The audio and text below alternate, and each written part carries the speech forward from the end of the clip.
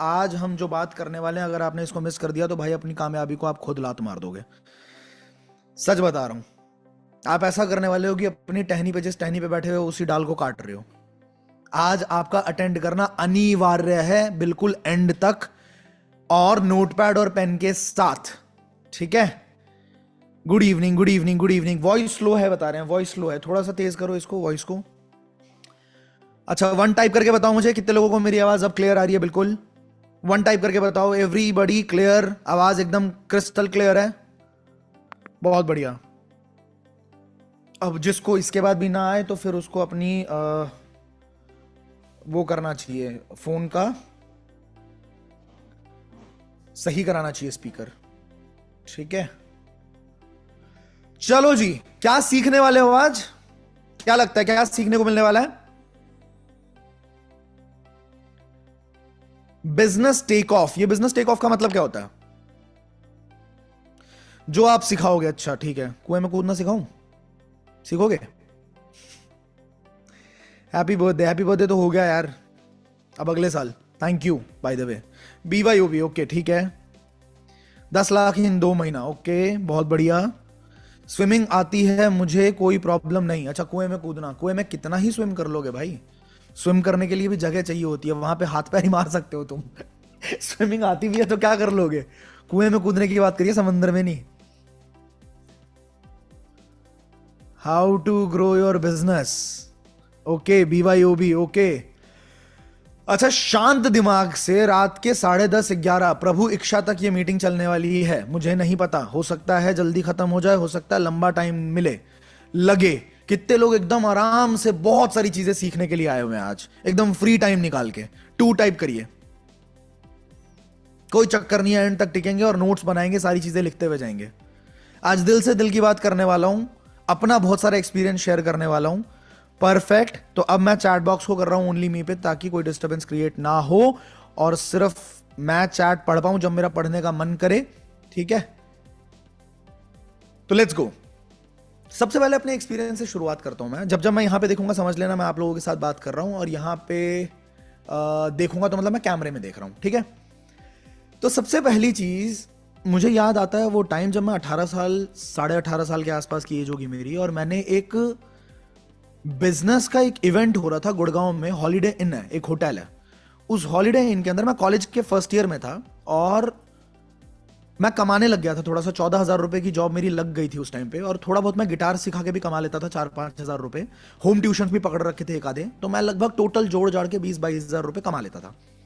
तो उस टाइम पे मैंने एक बिजनेस, मेरे अंदर बिजनेस का बहुत ज्यादा मतलब कह लो क्रेज आ चुका था कि मेरे को बिजनेस सीखना है, मेरे को समझना है कि ये लोग 21-22 साल की उम्र में, 23 साल की उम्र में ये करोड़ों का धंधा कर, जहां पे मैं काम करता था ना, वो फाउंडर्स ही ऐसे थे, वो 22-22, 23-23 साल की उम्र थी उनकी, और वो 2 करोड़ 3 करोड़ रुपए का धंधा कर रहे थे उस टाइम पे, जिनके यहाँ मैं जॉब करता था। तो मेरे अंदर एक चुल तो होती है, नया नया खून होता है तो चुल होती है भाई।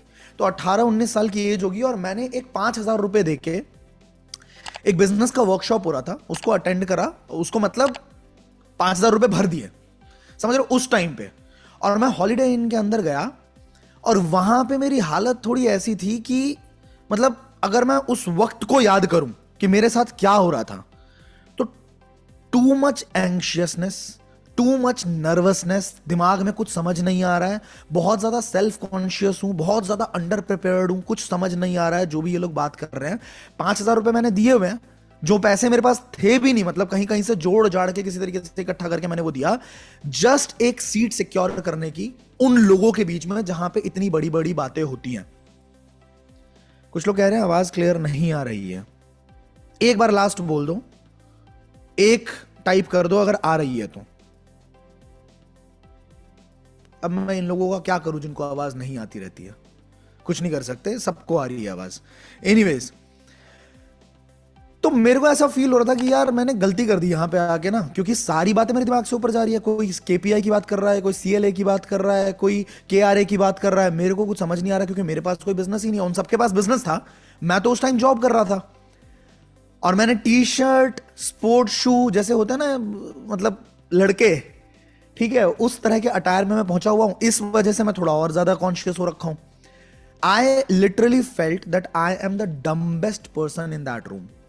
मेरे से ज्यादा डम बंदा को, क्योंकि सबको सारी बातें समझ में आ रही है पर मुझे कोई बात समझ नहीं आ रही थी। और अब मुझे ऐसा फील होता है दोस्त कि हर एक एंटरप्रेन्योर जो है, हर एक इंसान जो बिजनेस करता है, बड़ा करता है, वो हर एक इंसान कहीं ना कहीं ऐसे ही रूम से निकला हुआ है, ऐसी ही फीलिंग से निकला हुआ है, ठीक है, जहां पे उसको out of the place feel हुआ होगा, उसको समझ नहीं आया होगा कि मैं यहां पे क्या कर रहा हूं, बहुत एंशियसनेस हो रही होगी, नर्वसनेस हो रही होगी, बट वो बहुत ज्यादा डेस्परेट होगा ग्रो करने के लिए। अब था क्या कि जब ये सारे डिस्कस कर रहे थे, वो अलग अलग बातें डिस्कस कर रहे थे कि बिजनेस किस तरीके से ग्रो करना है, कैसे अपने को फाउंडर्स चूज करने होते हैं, किस तरीके से आपको बॉटलनेक्स को क्लियर करना होता है, उस टाइम पे मेरे दिमाग के तो ऊपर से जा रही बातें। तो जो इवेंट ऑर्गेनाइजर था, विपुल नाम था उस आदमी का, वो बंदा बहुत कीन ऑब्जर्वर था, ठीक है, और उस बंदे ने मेरे को नोटिस कर लिया कि यार इस बंदे के पल्ले कुछ नहीं पड़ रहा, और ये बहुत छोटा बच्चा, उस टाइम पे मेरी उम्र भी कुछ नहीं थी और कमरे में बहुत ज्यादा लोग भी नहीं थे, लगभग 25-30 लोग होंगे उस कमरे के अंदर। तो उसकी नजर मेरे पे पड़ी और उसने उस टाइम कुछ नहीं बोला, लेकिन जैसे ही ब्रेक आया ना, लंच ब्रेक के टाइम पे, वो बंदा बातों बातों करते हुए मेरे पास आया। अच्छा, उससे पहले एक चीज हुई थी कि उस बंदे ने एक लाइन बोली थी बड़ी कैजुअली, बात करते करते बड़ी कैजुअली बोली थी कि लास्ट ईयर मैंने 2 करोड़ रुपए कमाए।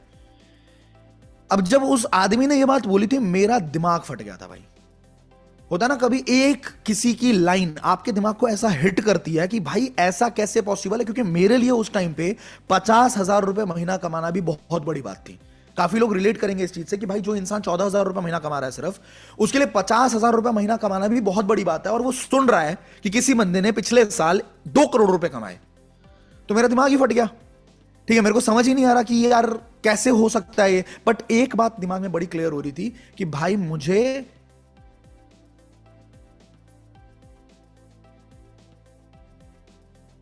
यार, मैं चैट बॉक्स को ना ऑफ ही कर रहा हूँ, कुछ अलग अलग लोगों को अलग अलग प्रॉब्लम्स हो रही है यहाँ पे। सर वीडियो एंड ऑडियो साथ में नहीं आ रही, voice is not so clear, okay, आवाज क्लियर नहीं है, ओके, ऑल क्लियर, बहुत सारे लोग कह रहे हैं ऑल क्लियर है, सब कुछ क्लियर है, ऑल क्लियर है, ऑल क्लियर है। तो ज्यादातर लोगों को अगर ऑल क्लियर है तो मैं अब चैट बॉक्स को कर रहा हूं सीधा ऑफ, ताकि बात ही ना कर पाए और मैं अपनी बात बता पाऊं, ठीक है, ओके। तो भाई मेरे को एक चीज बहुत क्लियर हो गई कि मुझे इस इंसान की तरह बनना है, और that was the first spark of wanting to learn business seriously. मेरे अंदर पहला स्पार्क वही था कि मुझे सच में बिजनेसेस को बहुत सीरियसली सीखना है। अब हर इंसान वहां पे जो, जैसे मैंने बताया कि हर इंसान ऐसी ऐसी बातें कर रहा है भाई, मतलब मैट्रिक्स के बारे में, फनल्स के बारे में, कन्वर्जन रेट्स कैसे होते हैं, मेरे को इनके बारे में कुछ भी नहीं पता, मेरा दिमाग घूमे जा रहा। लेकिन मैं समझने की पूरी कोशिश कर रहा हूं, ठीक है, मैं, क्योंकि एम्बैरेसमेंट से बचना है, सामने वाला बगल में भी कोई बैठा हुआ है, इधर भी कोई बैठा हुआ है, तो मेरे को कुछ समझ नहीं आ रहा, पर मेरे को एम्बैरेसमेंट से बचना है, क्योंकि मैं एग्जैक्टली अपने से बेहतर लोगों के पास बैठा हुआ था, तो मेरे को एक्ट करना ही पड़ेगा। बेवकूफ भी लग रहा हूं फिर भी मेरे को स्मार्ट एक्ट करना पड़ेगा, भले ही मैं अंदर ही अंदर बहुत स्टूपिड फील कर रहा हूं। अब याद रखना, this moment is the foundation of everything that I learn so far in the business game. वो जो मोमेंट था, वो सच में फाउंडेशन था, जिससे आपका दिमाग इतना क्लियर हो जाता है कि मुझे बिजनेसेस करने हैं। और हर एक एंटरप्रेन्योर क्लूलेस स्टार्ट करता है। याद रखना, आज आप, अब जो आप करने वाले हो ना BYOB के अंदर, मैं ये सारी बातें इसलिए बता रहा हूं ताकि आपको क्लैरिटी हो कि अब आप एक बहुत बड़े बिजनेस के अंदर जा रहे हो। और हर एक बड़ा बिजनेस करने वाला इंसान हमेशा क्लूलेस स्टार्ट करता है। No matter how successful they later become, कितना ज्यादा कामयाब वो आगे बनेंगे, बिगिनिंग जो होती है, शुरुआत जो होती है, फुल ऑफ कंफ्यूजन होती है, फुल ऑफ इनसिक्योरिटी होती है, फुल ऑफ फीलिंग्स ऐसी होती हैं कि भाई मैं शायद उतना काबिल नहीं हूं, नॉट गुड इनफ हूं, ठीक है। लेकिन जो आपका एनवायरनमेंट होता है ना, वो आपके पोटेंशियल को अपने आप इंक्रीज करता है। जिन लोगों के बीच में आप बैठते हो, वो आपके पोटेंशियल को अपने आप एक्सपैंड करते हैं। Just being around someone that casually said कि भाई मैंने पिछले साल 2 करोड़ रुपए कमाए, उसने मेरे पोटेंशियल को अपने आप ही, मेरे दिमाग को अपने आप ही फाड़ दिया, थोड़ा एक्सपैंड कर दिया। अब जब हम अपने आसपास लोगों के बीच में ऐसे होते हैं जो भाई, जिसको पबजी से फुर्सत नहीं है, जिसको 25,000 रुपए महीना बहुत लगता है, जो बंदा हमें कहता है अरे तू भी फंस गया, अरे भाई ये सब काम फालतू होते हैं, उस बंदे के आगे आपका पोटेंशियल कभी बड़ा हो ही नहीं सकता। तीसरी चीज होती है, याद रखना, ये सब लिखते चलो, करेज विल बीट द प्रिपरेशन। करेज जो होता है ना, साहस, हिम्मत, वो आपके, क्योंकि मेरे पास कोई बिजनेस नॉलेज नहीं, मेरे पास कोई बिजनेस नहीं, ठीक है, मेरे पास कोई एक्सपीरियंस नहीं, बट फिर भी मैं पैसा देके उस रूम के अंदर अपना बैठा था, क्योंकि मुझे सीखना था। मैंने एक कोट कहीं पे पढ़ा था, धीरू भाई अंबानी जब पेट्रोल पंप पे पेट्रोल भरते थे तब 500-500 रुपए बचा के वो 5 स्टार के अंदर कॉफी पीने जाते थे, चाय पीने जाते थे। क्यों? क्योंकि उनको बातें सुननी होती थी उन लोगों की जो लोग बहुत रईस हैं, जिनकी औकात है वहां 5 स्टार होटल के अंदर जाके चाय पीने की। He forcefully made himself that comfortable कि उनको पैसा भर के भी जाना पड़े तो वो जाएंगे। तो आपको क्या करना है, आपका हिम्मत आपको स्ट्रांग करनी है यार। और याद रखना लास्ट चीज, feeling stupid is the part of the journey. अगर आप स्टूपिड फील कर रहे हो, अगर आप थोड़े से अंडर कॉन्फिडेंट फील कर रहे हो, अगर आपको कोई चीज समझ नहीं आ रही है, तो पार्ट ऑफ द जर्नी है भाई। सक्सेस बिगिन, सक्सेस की शुरुआत ही वही होती है जब आप अपने आप को ऐसे किसी कमरे में डालते हो या ऐसे किसी वेबिनार में डालते हो जहां पे आपको फील हो कि यार मेरे अंदर नॉलेज की बहुत ज्यादा कमी है।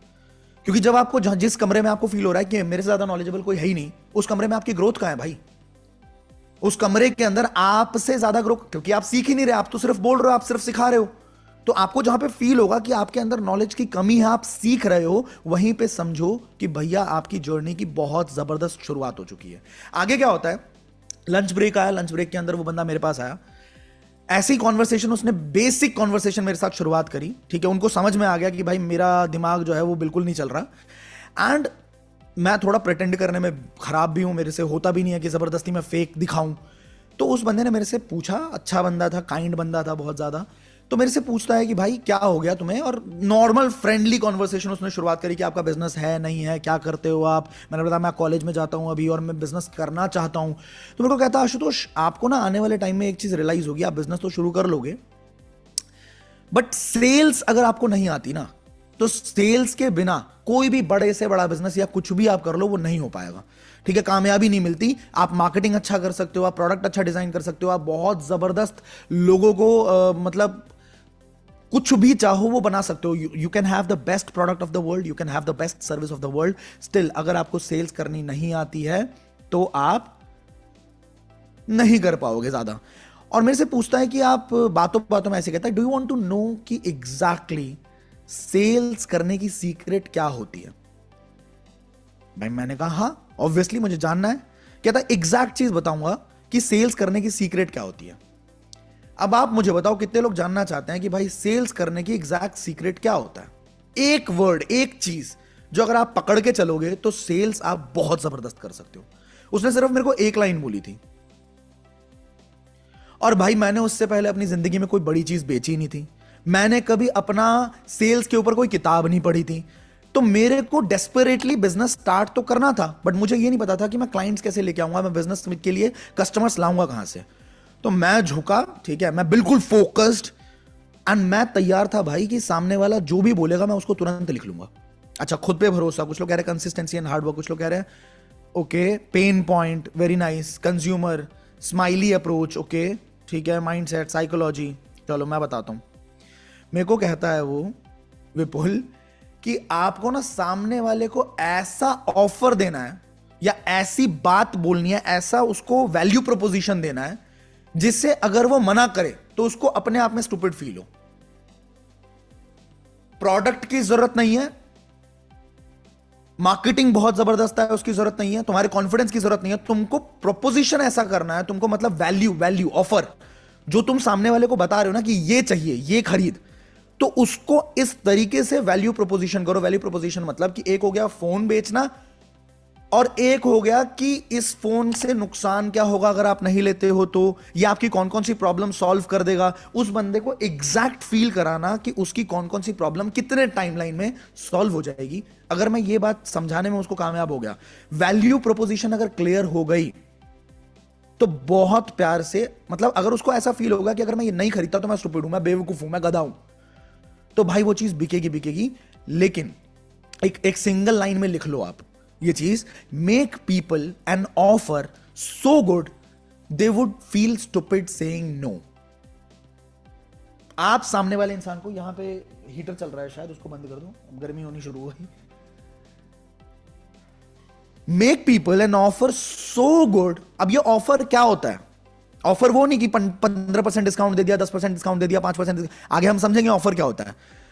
But make people an offer so good they would feel stupid saying no to. BYOB जिस तरह का हमारा प्लेटफॉर्म हमने डिजाइन किया है, वो कुछ इस प्रकार का ऑफर है कि सामने वाला इंसान अगर मना करेगा ना, और अगर उसको बिजनेस करना है, तो वो बहुत स्टूपिड फील करने वाला है अपने आप में।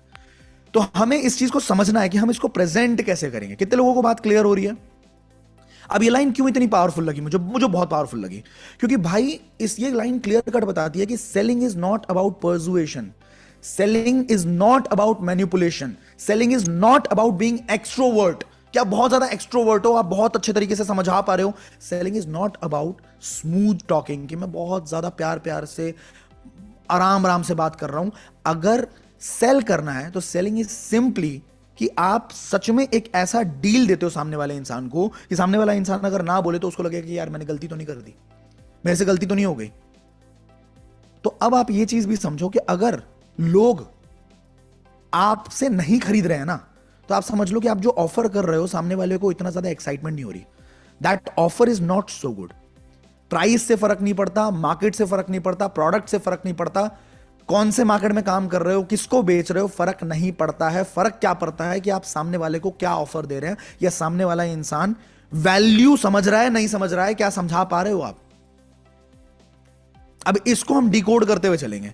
इस पूरे 4 दिन की ट्रेनिंग का मकसद यही है कि आपको जबरदस्त ऑफर्स क्रिएट करने आ जाए, आपको जबरदस्त तरीके से अपने आप को प्रेजेंट करना आ जाए, और जबरदस्त क्लोजिंग्स करनी आ जाए, जबरदस्त एक्सपेंशन कर पाओ आप अपने सेल्स की। तो मैंने तो ये भाई उस टाइम पे ये मंत्र लिख लिया, मैंने काम करना शुरू किया, और मेरे दिमाग पे इमीडिएट इफेक्ट जो आया था उस टाइम पे वो यही था कि मेरे को बहुत ज्यादा स्मूथ होने की जरूरत नहीं है, मेरे को बहुत ज्यादा करिस्मेटिक होने की जरूरत नहीं है, मैं जैसा हूं वैसा ही सही हूं, ठीक है। मेरे को बहुत ज्यादा अच्छा होने की जरूरत नहीं है, मेरे को सिर्फ ऐसे ऑफर्स डिजाइन करने की जरूरत है जो इररेसिस्टिबल हो। मेरे को सामने वाले को सिर्फ इस तरीके से वो प्रपोज करना है कि उसको लगे कि भाई ये नहीं किया तो मतलब, तो बोलो ना बोलो क्या किया, सुनेगा क्रिश का गाना सुनेगा वो वाली चीज हो है सामने वाले को, कि अगर मैं इस तरह से प्रपोज करूं कि सामने वाले को मना करते ही ना बने, और उसको ऐसा लगे अगर मना कर दिया तो भाई मेरा बहुत नुकसान हो सकता है। अब समझो, अब कुछ बातें समझते हैं, ये बातें बहुत मदद करेंगी आपको आने वाले टाइम में। आपका जानना बहुत जरूरी है कि आप जो कर रहे हो क्यों कर रहे हो, क्या होने वाला है इससे। तो आप समझो why actually people want to become entrepreneurs. What do you think? लोग क्यों एंटरप्रेन्योर बनना चाहते हैं? लोग सिर्फ पैसे के लिए बिजनेस शुरू नहीं करते। कितने लोग ये बात मानते हैं कि लोग कभी भी सिर्फ पैसे के लिए बिजनेस शुरू नहीं करते?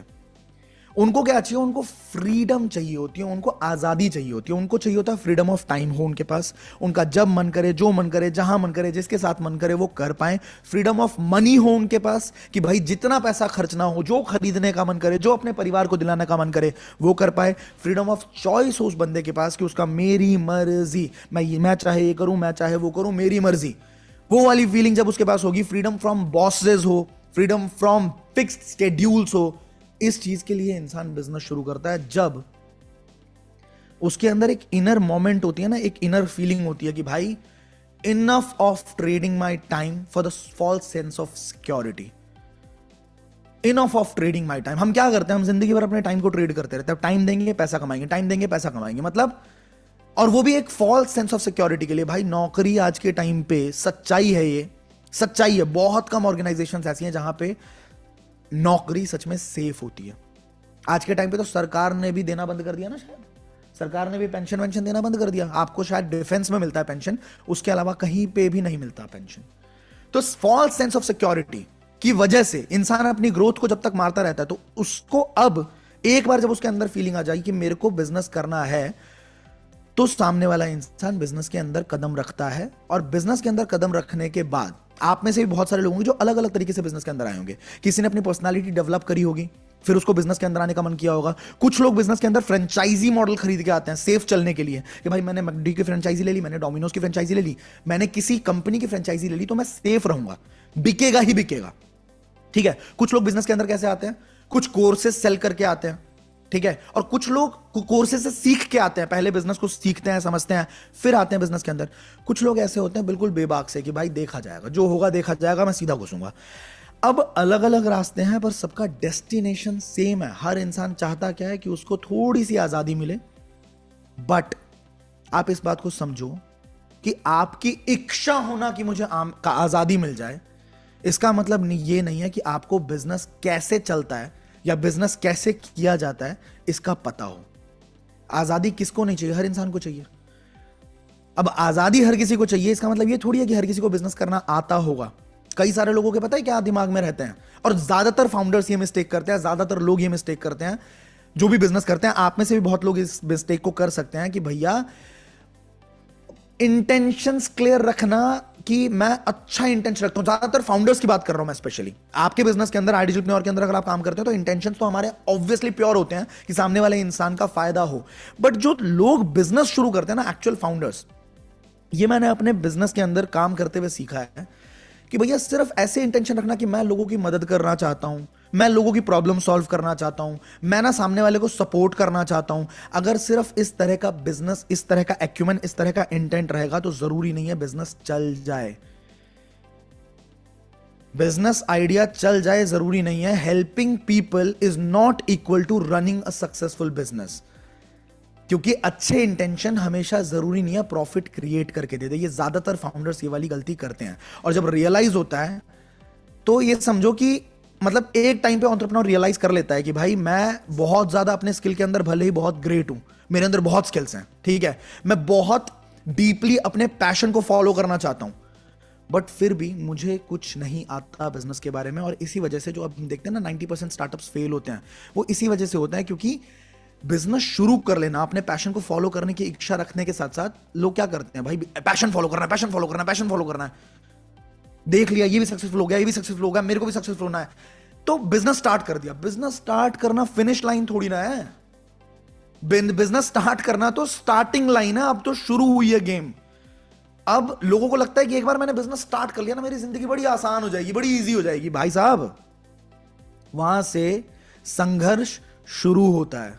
जब आप बिजनेस शुरू कर रहे हो ना, तो वहां से आपका संघर्ष का गेम एक्चुअली शुरू होगा। और अनकंफर्टेबल ट्रुथ जो है, जो मतलब सुन के कड़वा लगेगा, कि आप बिजनेस का एक्चुअल मतलब होता है कि किसी इंसान की जेब से आपको पैसा निकालना पड़ेगा उसकी इच्छा के साथ। सामने वाला या सामने वाली अपनी इच्छा से अपनी पॉकेट में हाथ डाले, अपना क्रेडिट कार्ड निकाले, अपना डेबिट कार्ड निकाले या कैश निकाले और आपको दे। ये है main business. That's it. No philosophy, no motivation भाई, नो इंस्टाग्राम कोट्स। बिजनेस का मतलब है सामने वाले इंसान की जेब से आप पैसा निकालोगे और उसके हार्ड अर्नड मनी निकालोगे आप, जो वो मेहनत करके लेके आया है। तो हार्ड अर्नड मनी आप निकालोगे किस चीज के लिए? आपके प्रोडक्ट के लिए या आपके सर्विस के लिए। जो भी आप प्रोडक्ट सेल कर रहे हो या जो भी आप सर्विस सेल कर रहे हो, उसके लिए सामने वाला अपनी महंगी कमाई हुई पूंजी, खून पसीने की मेहनत, वो निकाल के आपको देगा। तभी होगा ये एक्सचेंज जब आप जो ऑफर कर रहे हैं, जो वैल्यू प्रपोज कर रहे हैं सामने वाले इंसान को, वो सेंस बनाए सामने वाले के दिमाग में। अगर उसके दिमाग में सेंस नहीं बन रहा है उस चीज का, तो आप रोते रहो, पीटते रहो, बिजनेस नहीं हो रहा सर, क्लाइंट नहीं आ रहा सर, सर ये नहीं हो रहा सर, समझ नहीं रहा कोई। भाई उसको सेंस ही नहीं बना रहा, तुम देख क्या रहे हो? उसको क्या फायदा मिलने वाला है उसको पता ही नहीं चल रहा। आप कह रहे हो जो हमारा कोर्स बहुत अच्छा है, आप कह रहे हो जो हमारा प्रोडक्ट बहुत अच्छा है, वो कह रहा है मेरा फायदा बता, मेरे को क्या मिलेगा, मैं क्यों? सेंस बना रहा है, सेंस बना रहा है, मेकिंग सेंस। कितने लोगों को समझ आ रही है बात कि बिजनेस मोटिवेशन में शुरू तो कर लेते हैं। अब यहां पे ऑफर को समझना कि ऑफर कैसे डिजाइन किया जाता है, that is the only way to carry out business, that is the only bridge.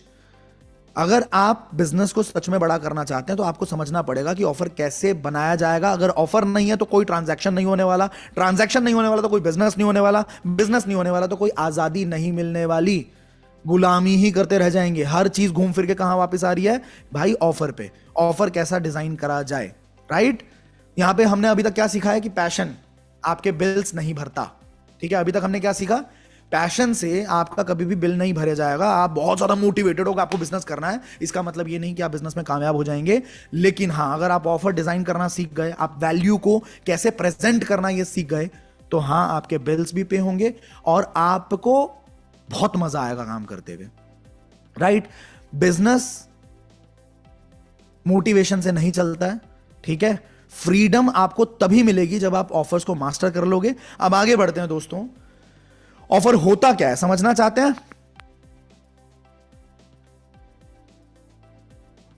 आपकी इनकम, आपका स्ट्रेस लेवल, आपका बिजनेस में कितना कामयाबी आएगी, क्या होगा, हर एक चीज कंट्रोल की जाएगी एक ही चीज की वजह से कि आप कैसे प्रेजेंट करते हो अपनी चीज को। काफी लोग कंफ्यूजन में हो जाते हैं कि भाई बिजनेस में ये ऑफर का मतलब ये है सर, ऑफर का मतलब ये बोल रहे हैं कि शायद प्रोडक्ट की बात हो रही है कि हम क्या दे रहे हैं सामने वाले इंसान को, या शायद सर्विस की बात हो रही है, शायद डिस्काउंट की बात हो रही है, शायद प्राइस की बात हो रही है। नहीं, ये सारी चीजें ऑफर का सिर्फ इंग्रेडिएंट है। सिंपल डेफिनेशन अगर ऑफर का मैं बताऊं तो एन ऑफर, लिख लो कहीं पे, an offer is the complete package of value that convinces somebody to give you money. एक ऑफर वो चीज है जो कि कंप्लीट पैकेज है वैल्यू की, जिसे सामने वाले इंसान के दिमाग में कन्विंस होना शुरू हो जाएगा अपने आप ही कि भाई मुझे पैसा देना है और मुझे यहां पे आना है। जैसे कई बार आप देखते हो कि यार इन कोर्सेज के साथ साथ आपको हमारी पर्सनल मेंटोरशिप में आने का मौका भी मिलेगा। इस कोर्सेज के साथ साथ आपको ये सब कुछ डिकोड होना शुरू होगा। अगले 4 दिन की ट्रेनिंग में आपको समझ में आना शुरू होगा कि BYOB को इतना प्यारा कैसे बनाया गया, क्या क्या सोचा गया इसके पीछे, कैसे हम सामने वाले को इररेसिस्टेबल कर दे कि भाई मैं मना कर ही नहीं सकता, मैं बेवकूफ लगूंगा। उसको खुद गलती फील होगी कि यार मना करके बहुत बड़ा बेवकूफ बन गया मैं। तो समझ गए यहां तक? अब इसके अंदर सारी चीजें आती है कि क्या आप बेच रहे हो, वॉट यू आर सेलिंग, ठीक है, किस तरीके से ये चीज डिलीवर होगी सामने वाले इंसान पे, क्या रिजल्ट मिलेगा कस्टमर को। लिखते चलो, अगर दिमाग में याद नहीं रहेगा या वापस रिपीट करके भी वेबिनार देख सकते हो आप, सब कुछ आता है। आप क्या बेच रहे हो, किस तरीके से वो चीज डिलीवर की जाएगी, डिलीवर के बाद की सर्विस कैसी है, ठीक है, कस्टमर को क्या रिजल्ट मिल सकता है, वो क्या रिजल्ट एक्सपेक्ट करे, ठीक है, कितने फास्ट एक्सपेक्ट करे, क्या स्पीड में रिजल्ट आएगा, ठीक है, रिजल्ट आने का, आउटकम का जो टाइम है, टाइम फ्रेम कितना एक्सपेक्ट कर सकता है वो, ठीक है, जो रिजल्ट आएगा वो कैसा फील होगा, किस तरीके से फील करेगा वो इंसान, उसका परिवार, उसके आसपास के लोग, और रिस्क कितना रिमूव कर रहे हो आप। जो आप कह रहे हो कि इतना रिजल्ट आपको आ जाएगा, उस रिजल्ट को कहीं और से भी ले सकता है वो इंसान। आपके प्रोडक्ट में ऐसा क्या है कि उसको लगे कि भाई रिस्क फ्री है ये, मेरे को कोई रिस्क ही नहीं है, मेरे को तो करने की। तो एक ऑफर ये सारी चीजों का मिश्रण होता है। N offer is not just the product is just one ingredient inside the offer. कितने लोगों को ये बात समझ में आई? तुम्हें समझ में आ रही है? अच्छा, समझ में आई?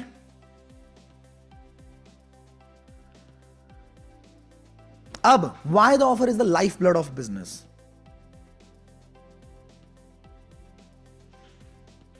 क्योंकि भाई अगर आपके पास ऑफर नहीं है, आपके पास बिजनेस ही नहीं है। याद रखो, आपके पास अगर ऑफर नहीं है, आपके पास बिजनेस ही नहीं है। मार्केटिंग सिर्फ आपके ऑफर को एम्पलीफाई कर सकता है।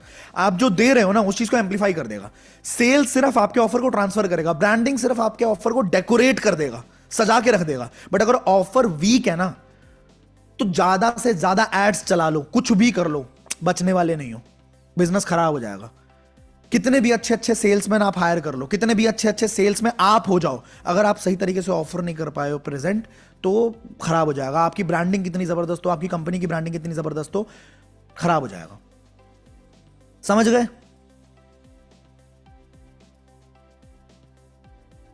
तो हम क्या करने वाले हैं पता है? हम आपको अगले 4 दिन के अंदर जबरदस्त ऑफर्स क्रिएट करना सिखाने वाले हैं।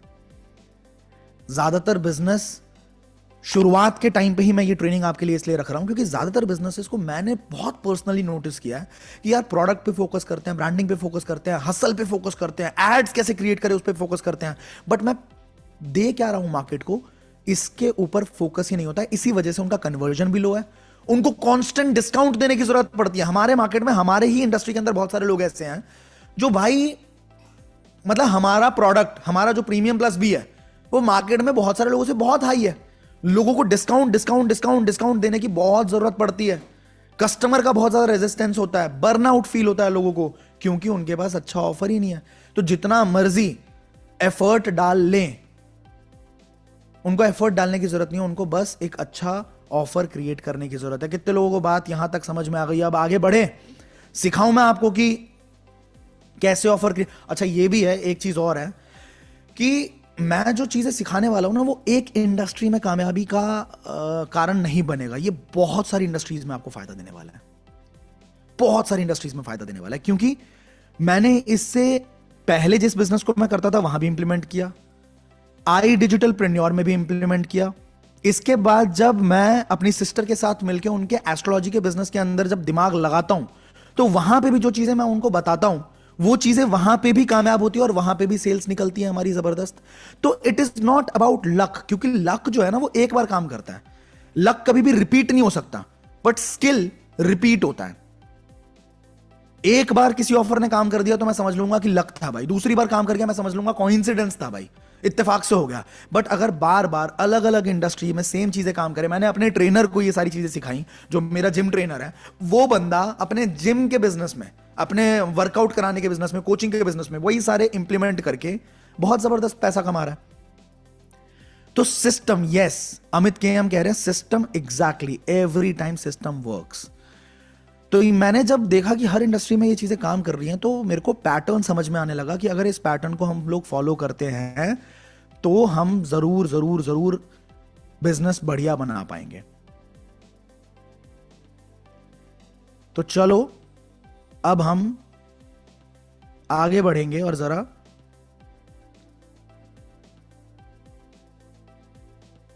बात करते हैं कि ऑफर डिजाइन करने से पहले और भी हमें क्या क्या चीजें सीखने की जरूरत है। Let's go. देखो एक चीज और समझो आप, अगर आपका बिजनेस ग्रो नहीं कर रहा, हाँ जी, अगर आपका बिजनेस ग्रो नहीं कर रहा तो आपका बिजनेस अपने आप ही डाई कर रहा है। एक बहुत हार्श रूल होता है बिजनेस का कि भाई every person, every company, every organism, हर एक इंसान या तो ग्रो कर रहा है या फिर वो मर रहा है। आप पौधा देखोगे ना, पौधा या तो ग्रो कर रहा है। एक जगह पे मैं गया था, बहुत पहले की बात है, मेरे को धुंधली धुंधली यादें हैं, ये 5-6 साल पहले की बात होगी। कहीं पे एक माली था, वो पानी दे रहा था पौधों को, तो वो खुद ही, मैं उससे बात करने लगा, मैंने कहा आप इनको पानी क्यों नहीं दे रहे? कहता ये पौधा तो बेटा मर रहा है। मैंने कहा मर रहा है? कहता हाँ ये ग्रो नहीं कर रहा तो मर रहा है। पौधों में भी ये चीज होती है और इंसान में भी ये चीज होती है कि अगर आप कॉन्स्टेंटली ग्रो नहीं कर रहे हो तो अब इसका मतलब है आप डाउनफॉल पे हो। आप स्टेबल कभी नहीं रह सकते। अगर स्टेबल रहोगे तो इन्फ्लेशन हो गई, महंगाई हो गई, 10 तरह की चीजें हैं, मार्केट इतनी डायनेमिक है, चीजें बदलती ही जा रही हैं। अगर आपने अपने आप को ग्रो नहीं किया, आप देखो ना आज से 5 साल पहले जो लोग थे उनको एआई नहीं आता था, आज भी उन लोगों को एआई नहीं आता। हो सकता है उस टाइम पे वो डाउनफॉल पे नहीं थे, बट आज वो सेम है, उन्होंने ग्रो नहीं किया, तो ऑब्वियस सी बात है आज उनका डाउनफॉल हो चुका है। क्योंकि मार्केट आपको कभी भी सेम रहने ही नहीं देगा। There no such thing as staying the same, कोई ऐसी चीज होती ही नहीं है। अब ज्यादातर फाउंडर्स क्या गलती करते हैं कि भाई मेंटेनेंस, कि भैया किसी तरीके से सैलरी निकल जाए, किसी तरीके से थोड़े पैसे आ जाएं, इसको मेंटेनेंस को बोलते हैं स्लो डिक्लाइन। धीरे धीरे धीरे धीरे आपका बिजनेस गिरना शुरू हो जाएगा। अगर आज आप आईडिजिटल में भी काम कर रहे हो तो आप इस बात को समझो, अगर आप सिर्फ मेंटेनेंस के ऊपर हो ना तो धीरे धीरे धीरे धीरे आपकी डाउनफॉल ही होती जा रही है। क्योंकि मेंटेनेंस एक मिथ होता है भाई। स्टॉक मार्केट जो है वो हर साल आप देखना लगभग 9% से लेकर 15% तक ग्रो करता है। हर साल दर साल वो 9% से 15% के हिसाब से ग्रो करता है, राइट। इसका मतलब क्या है कि बेस लाइन इकोनॉमी की हमारी ग्रो कर रही है।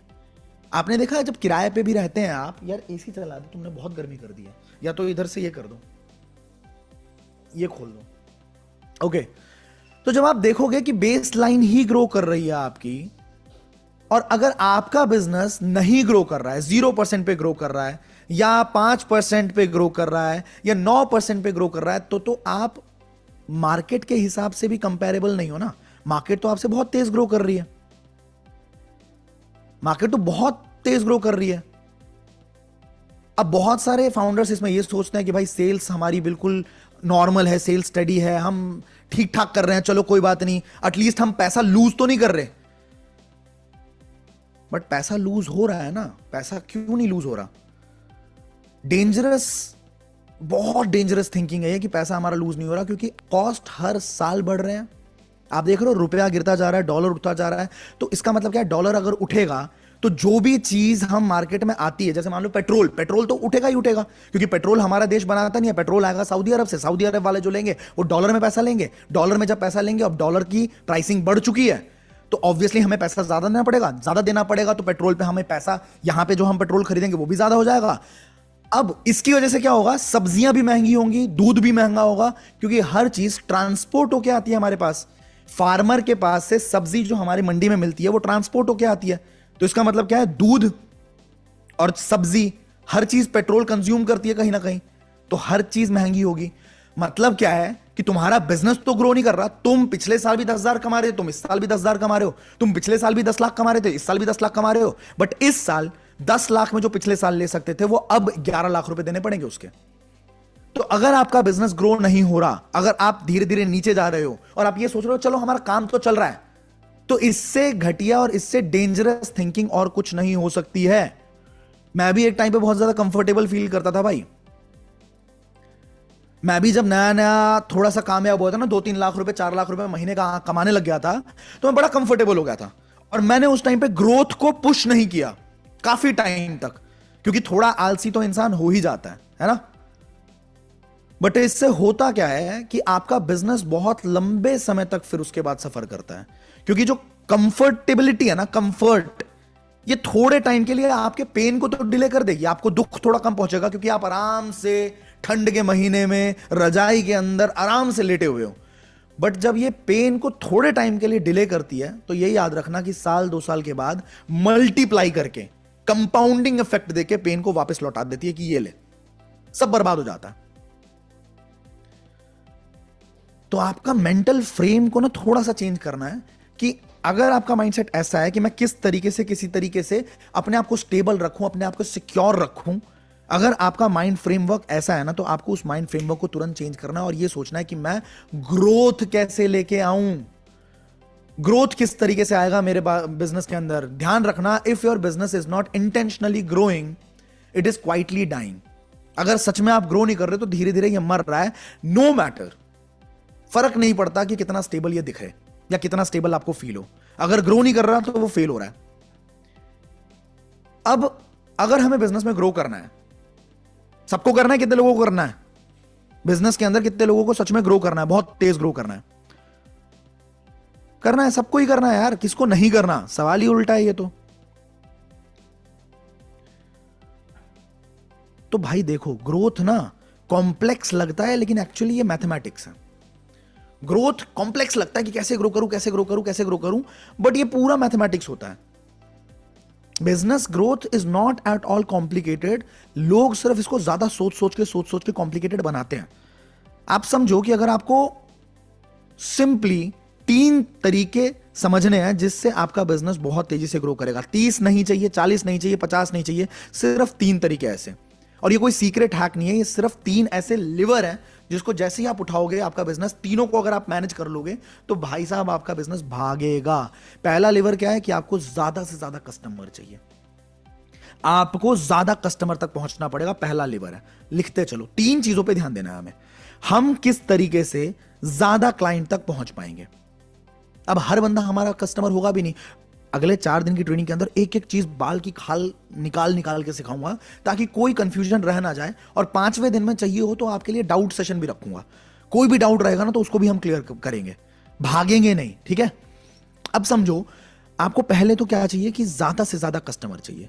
अब क्या हुआ है, आपके पास प्रिंट ऑन डिमांड का बिजनेस है, आपके पास आर्टिफिशियल ज्वेलरी का बिजनेस है, आपके पास रेजिन आर्ट का बिजनेस है, आपके पास स्क्रंची मेकिंग का बिजनेस है, आपके पास एस्ट्रोलॉजी का, न्यूमरोलॉजी का, वास्तु का, फेस रीडिंग का, टैरो कार्ड रीडिंग का, लव स्पेल का, कॉर्ड कटिंग का, क्रिस्टल्स का।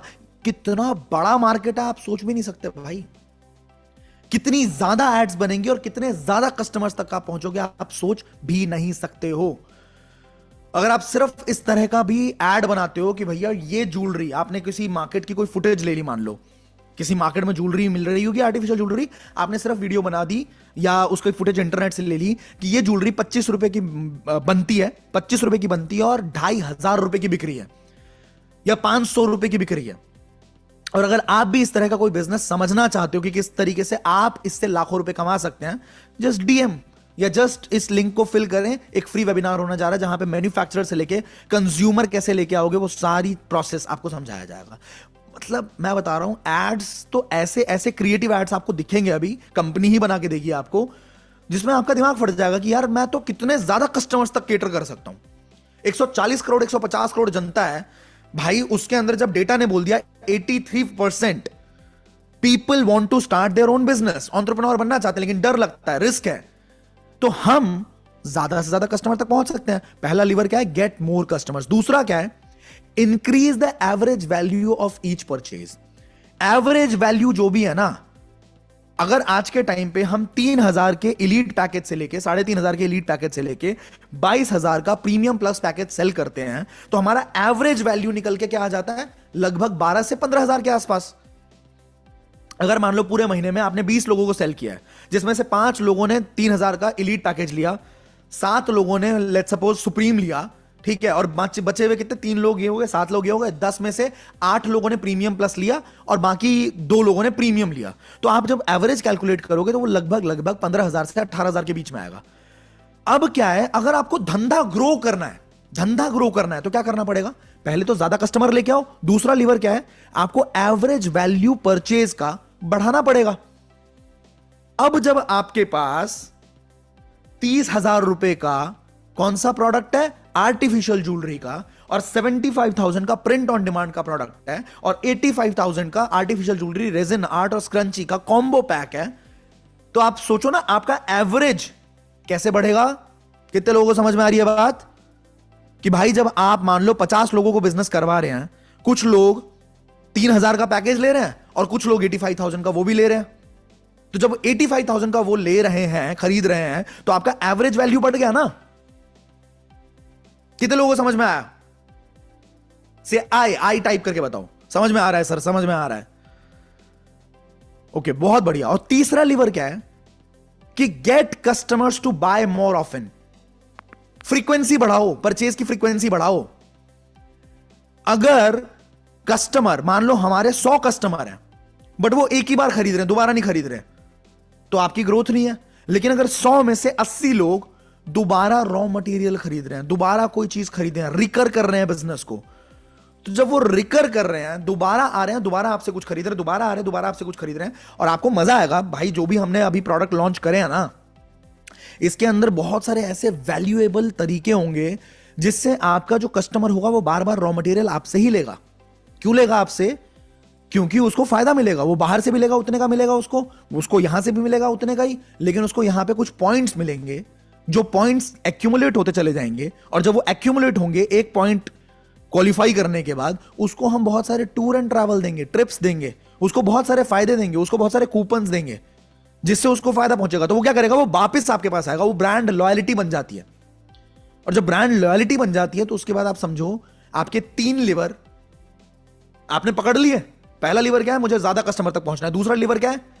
कि मुझे भाई साहब अपने एवरेज वैल्यू बढ़ानी है परचेजिंग की। अगर मेरी एवरेज वैल्यू 10,000 है, मैं कैसे उसे 50,000 करूं? आप समझो ना, अगर आप पहले 100 लोगों को बेच रहे थे लेकिन आपकी एवरेज वैल्यू 10,000 की थी, तो 100 इंटू 10,000 कितना हो गया? 10 लाख रुपया। बट अब आपने क्या किया? अपनी एवरेज वैल्यू को 40,000 कर दिया, और अब आप 100 ही को बेच रहे हो लेट्स सपोज, तब भी भाई साहब आप 40 लाख के धंधे पे हो, आप ग्रोथ ले गए। और अगर आपने कस्टमर्स भी बढ़ा दिए, 100 की जगह 200 हो गए, तो आप 80 लाख पे चले गए।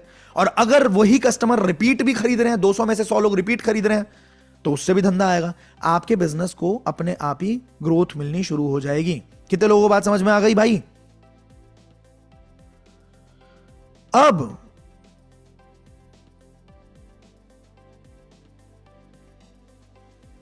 एंटरप्रेन्योर्स कहां फंसते हैं पता है? बिजनेस वाले लोग, फाउंडर्स, रैंडम टैक्टिक्स को ढूंढते रहेंगे कि भाई किस तरीके से मैं जंप कर जाऊं, किस तरीके से मैं यहां पे प्रमोट कर दूं अपने ब्रांड को, किस तरीके से मैं ये इस कॉलेज में ये इवेंट हो रहा है वहां पे अपने पर्चे लगवा लूं, या 2 लाख रुपए देके अपनी विजिबिलिटी बढ़ा लूं, या इन्फ्लुएंसर मार्केटिंग करा लूं। मेरे को तो समझ नहीं आता इन्फ्लुएंसर मार्केटिंग।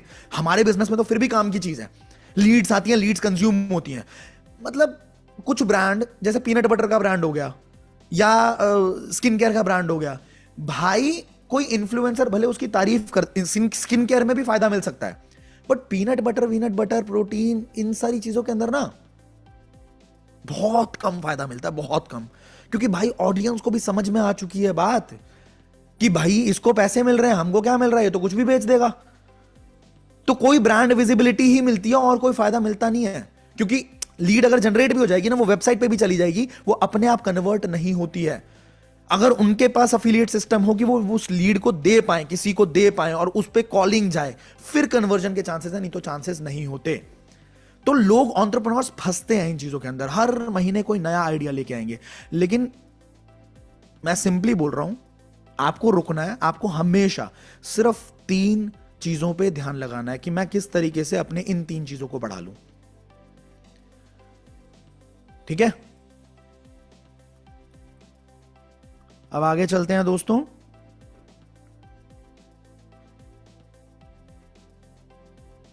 आईटीपी वाले धूम मचाने वाले हैं, बिल्कुल सही बात है। धूम मचाने के लिए, ऑफर्स को डिजाइन करने के लिए हमने क्या समझना है, एक और चीज समझनी है आज ही, कि भाई ग्रॉस प्रॉफिट क्या होता है और लाइफ टाइम वैल्यू क्या होती है। ग्रॉस प्रॉफिट का सिंपल साधा मतलब है, लिख लेना कहीं पे, ये समझना इसलिए जरूरी है ताकि आप ऑफर्स सही तरीके से डिजाइन कर पाएं, और हम भी ऑफर्स जब डिजाइन करें तो आपको समझ में आए कि क्यों ये स्टेप्स कंपनी ले रही है। समझ में आई बात? तो ग्रॉस प्रॉफिट क्या होता है समझो।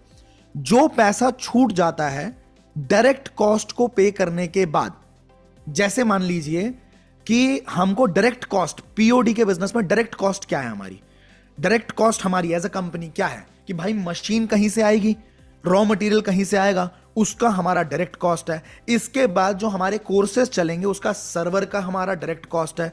तो ये जो डायरेक्ट कॉस्ट है, इसको हटाने के बाद जो बच गया वो हो जाता है ग्रॉस प्रॉफिट। समझ गए? लेकिन ग्रॉस प्रॉफिट में कभी भी आपकी ये चीजें नहीं जाती कि जैसे फॉर एग्जांपल कि आपका एडमिन का क्या खर्चा है, आपका रेंट का क्या खर्चा है, आपके सॉफ्टवेयर का क्या खर्चा है, आपकी सैलरीज क्या जाएंगी, ये सब ग्रॉस प्रॉफिट में नहीं आता है। ये सब जोड़ने के बाद नेट प्रॉफिट निकाला जाता है। समझ गए? ये सब जोड़ने के बाद नेट प्रॉफिट निकलता है, ग्रॉस प्रॉफिट निकलता है डायरेक्ट कॉस्ट जो आपकी लग रही है। जैसे कि आप मशीन मंगा रहे हो, आप रॉ मटेरियल मंगा रहे हो और आपका सर्वर की कॉस्ट जा रही है जहां पे कोर्सेज देख रहे हैं लोग, ये होता है मेरा direct profit, gross profit. Gross profit समझना इसलिए जरूरी है क्योंकि सारे ऑफर्स डिजाइन किए जाते हैं ग्रॉस प्रॉफिट को दिमाग में रखते हुए। और दूसरी चीज होती है life time value of the customer, ये बहुत जरूरी है। लाइफ टाइम वैल्यू का मतलब क्या है कि आज कस्टमर आया है आपके पास एक प्रोडक्ट लेके, अब वो जिंदगी में कितनी बार परचेजिंग करेगा इस पे डिपेंड करता है कि आपकी लाइफ टाइम वैल्यू उस कस्टमर की क्या है। टोटल ग्रॉस प्रॉफिट, इसका डेफिनेशन ये कहते हैं कि total gross profit that you earn from a customer over their entire relationship with you. जैसे आप देखोगे बहुत सारे ऐसे एप्लीकेशंस हैं, जैसे नाम नहीं लूंगा, एस्ट्रोलॉजी के बहुत सारे एप्लीकेशंस हैं। आप देखोगे भैया free, first chat free, first chat free, first chat free, ठीक है, ₹1 में पहली चैट करो। देखा है? कितने लोगों ने देखा है? ऐड देखी है ना? बहुत सारे ऐसे चैट्स होते हैं ना कि आप फर्स्ट चैट फ्री हैं। क्यों? क्योंकि वो लाइफ टाइम वैल्यू पे ध्यान देते हैं कि तू आ, एक बार आ, चैट कर, उसके बाद तेरी कुंडली के अंदर से 5 दिक्कतें जो होंगी वो हम तेरे को बताएंगे, उसके बाद तेरे को रुद्राक्ष भी बेच देंगे, तेरे को जेमस्टोन्स भी, जो भी तेरी रेमेडी होगी, जो भी तेरे को दिक्कत होगी तेरी लाइफ के अंदर, फिर उसके बाद हम देखेंगे कि उसका रेमेडी क्या है। रुद्राक्ष दे देंगे, जेमस्टोन दे देंगे, क्रिस्टल दे देंगे, पूजा करवा देंगे। तो अल्टीमेटली जो लाइफ टाइम वैल्यू है, अच्छा एक बार तुमने बात करी, अगर तुमको मजा आया, तुमको लगा कि हाँ ये एस्ट्रोलॉजर सच में अच्छा है, तो तुम दोबारा उसी के पास आओगे, क्योंकि कलेश तो खत्म होती नहीं है ना। एक बार उसने बोल दिया कि बॉयफ्रेंड को ऐसे ट्रीट करो, इसको ऐसे समझो, भाई ऐसा तो है नहीं, बॉयफ्रेंड की लास्ट लड़ाई वही हुई थी, फिर लड़ाई हो सकती है, फिर लड़ाई होगी तो हमको कौन याद आएगा? वही वाली आंटी याद आएंगी जो इतनी मोटी मोटी माला पहन के बैठी हुई थी, एस्ट्रोलॉजर आंटी। फिर जाएंगे हम उनके पास, बताएंगे कि अरे फलाने ने ये कर दिया। तो लाइफ टाइम वैल्यू समझो भाई। फ्री चैट देने के बाद भी अगर कोई कंपनी 100 करोड़ का नेट प्रॉफिट कर सकती है, पैट का मतलब होता है प्रॉफिट आफ्टर टैक्स। एस्ट्रोटॉक ने 100 करोड़ का पैट किया, प्रॉफिट आफ्टर टैक्स किया। प्रॉफिट आफ्टर टैक्स का मतलब समझते हो? चलो खुल के नहीं बताऊंगा, कभी और बताऊंगा आपको। मतलब टैक्स देने के बाद जो प्रॉफिट बचा है वो 100 करोड़ का बचा है। तो रियलिटी कुछ और भी हो सकती है, क्योंकि बिजनेसमैन जो है ना वो 1000 तरह के खर्चे करता है भाई अपना प्रॉफिट कम दिखाने के लिए। हजार तरह के। वो अपने पूरी टीम को दुबई लेके चला जाएगा, सिंगापुर लेके चला जाएगा, लोगों को गाड़ियां गिफ्ट कर देगा, कुछ ना कुछ करेगा जिससे उसको एक्सपेंस दिख जाए। क्यों भरे भाई इतना टैक्स? तो टैक्स भरने के बाद उसके पास 100 करोड़ बचे हैं। कैसे? लाइफ टाइम वैल्यू समझ में आई। हम क्या करते हैं, हम एक बार समझते हैं, और यह समझाना बहुत जरूरी है क्योंकि हमें आदत नहीं है लोगों की लाइफ टाइम वैल्यू को समझने की। और लाइफ टाइम वैल्यू कस्टमर तभी टिकता है जब आप उसके साथ अच्छे होते हो, जब आपका इंटेंट उसको ऐसा लगता है कि भाई साहब ये बंदा मेरे को चीट नहीं कर सकता, ये बंदा मुझे ग्रो करवा सकता है। जब उसको ऐसा फील होगा ना कि हाँ आप सच में जेन्युइनली एक अच्छे इंसान लगोगे, तो उसकी लाइफ टाइम वैल्यू बढ़ जाएगी। वो एक सेल की बात नहीं होगी, एक महीने की बात नहीं होगी, एक इनवॉइस की बात नहीं होगी, it's the full life span. समझ गए? कितने लोगों को बात समझ में आ गई है यहां तक? तो हमें ग्रॉस प्रॉफिट पे हमें सारे ऑफर्स डिजाइन करने हैं, और लाइफ टाइम वैल्यू को समझते हुए हमें सारे ऑफर्स डिजाइन करने हैं। अब एक बात और याद रखो, अगर कोई भी कस्टमर आपको प्राइस पे कंपेयर करता है, किस पे कंपेयर करता है? अरे भाई साहब आपका तो सस्ता नहीं है, उसका सस्ता है, आपका तो महंगा है। अगर आपको प्राइस पे कोई भी कंपेयर करता है तो आप समझ लो आप गेम शुरू होने से पहले ही हार गए। क्या बोल रहे हो सर? प्राइस पे तो कंपेयर करते ही हैं लोग, करेंगे ही, क्यों नहीं करेंगे? आप 20,000 में कोई चीज दोगे, कोई 15,000 में दे दे वो चीज, तो लोग कंपेयर करेंगे। लेकिन आप इस बात को गांठ बांध लो, अगर कस्टमर आपको प्राइस पे कंपेयर कर रहा है तो यू हैव ऑलरेडी लॉस्ट। कैसे? क्यों ये डिस्टिंक्शन मैटर करता है, क्यों ये डिफरेंस मैटर करता है, समझते हैं अभी। देखो ये जो दर्द है ना, ये दर्द हर बिजनेस का है भाई, हर बिजनेस का। प्राइसिंग कि प्राइस क्या रखूं जिससे कस्टमर अट्रैक्ट हो मेरे पास, ये हर बिजनेस का पेन है। एंड इट्स नॉट बिकॉज कि भाई आप सेल्स में बुरे हो, या आपका प्रोडक्ट जो है वो बहुत खराब है, घटिया प्रोडक्ट है एकदम, या फिर मार्केट बहुत ज्यादा कॉम्पिटिटिव है, बिल्कुल नहीं। इट्स बिकॉज कि आपका जो ऑफर है ना, लोगों ने उसको कॉमोडिटाइज कर दिया। कॉमोडिटाइज मतलब कि लोगों, अब समझेंगे कॉमोडिटाइज का मतलब क्या होता है। ये वर्ड याद रखना, कॉमोडिटी, ठीक है? कॉमोडिटी वर्ड का मतलब क्या होता है? दो तरह के परचेज होते हैं इस दुनिया के अंदर। पहला परचेज क्या होता है? जिसको बोलते हैं प्राइस ड्रिवन। प्राइस को देख के इंसान कंपेयर वंपेयर करके खरीदता है उसको, जिसको बोलते हैं कॉमोडिटाइज्ड परचेज। क्या बोलेंगे? कॉमोडिटाइज्ड परचेज, COMMODITIZED। आपके ऑफर को या आपके प्रोडक्ट को कॉमोडिटी मान लिया गया, ठीक है? कि सब्जी यहां से क्यों ले, सब्जी भी कॉमोडिटी होती है, सब्जी यहां से क्यों ले, सब्जी वहां की सस्ती है, तो आपके ऑफर को सब्जी मान ली कि ये नहीं तो ये सही, दोनों आइडेंटिकल है, दोनों सेम है। समझे? तो पहला क्या होता है? प्रोडक्ट आपका हर जगह सेम दिखता है, प्रोडक्ट लुक सेम एवरीवेयर, ठीक है? प्राइस ड्रिवन जो हमारी स्ट्रैटेजी होती है, जो तरीका होता है जिससे परचेज होता है, प्रोडक्ट हर जगह सेम दिखेगा। कस्टमर हमेशा बिलीव करता है इस चीज को कि हर एक ऑप्शन इक्वली तो है, हर एक ऑप्शन यहां से नहीं लूंगा, यहां से ले लूंगा, यहां से नहीं लूंगा, यहां से ले लूंगा, तो इक्वल समझता है उस चीज को। और डिसीजन फिर यहां पे कौन सा जीतता है पता है? कि जो सबसे सस्ता होगा वो जीत जाएगा। समझ गए? तो ये हो गया प्राइस ड्रिवन परचेजेस। इसके अंदर अपने आप ही प्राइस की कंपैरिजन हो जाएगी, डिस्काउंट का प्रेशर बनेगा। आप बोलते हो ना, अरे धनिया फ्री में दे, चल धनिया दे, ठीक है? सर आलू 20 रुपए दे रहे हो, ना ना ना ना, अब तो पता नहीं आलू कितने का है। जब मैं बचपन में छोटा बच्चा था, मम्मी भगाती थी दिल देने के लिए आलू, तो उस टाइम पे 20 रुपए या 25 रुपए का आलू 1 किलो आता था।